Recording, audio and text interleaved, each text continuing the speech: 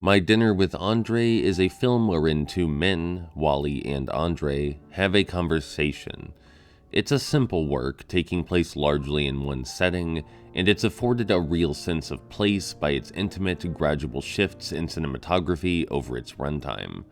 Both actors bring incredible life to their characters, with absolutely impeccable body language and delivery that invites us to see far more than what's literally shown.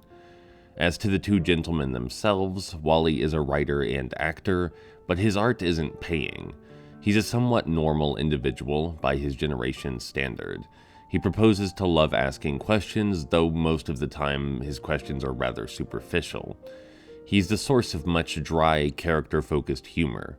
He engages in many behaviors we ought to recognize in ourselves: projection, deflection, confusion, and perhaps most prominently, ignorance and fear.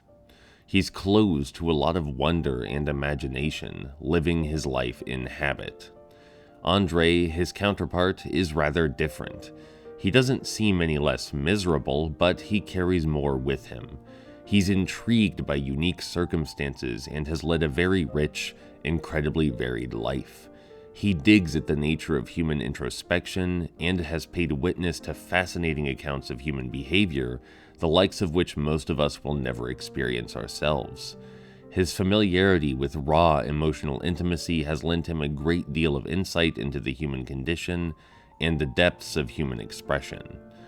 The pair talk for quite a while about quite a few things. What are people? Can we even see each other as we go about our lives? Are we stuck living in routines and self-made prisons so much that we can't even recognize those things which are genuine in one another, let alone those things which are genuine in ourselves? The performative nature of human dialogue and how shallow we all are is given no shortage of thoughtful exploration.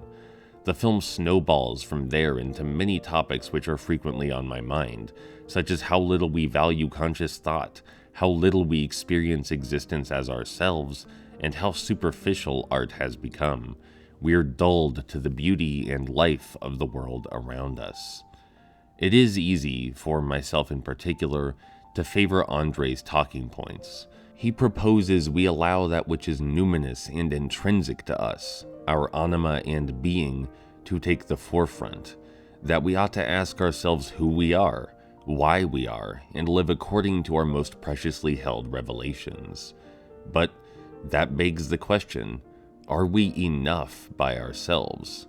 When we do dig deep and find who we are, is that in itself sufficient? When everything is a test, when we must always pretend to know what we should do, when we must always be busy, how can it ever be adequate to live as just a person, without the noise of capitalism to guide us? There are no conclusions drawn, not explicitly anyway. Just a conversation between two friends, welcoming passionate debate for far longer than they've originally intended.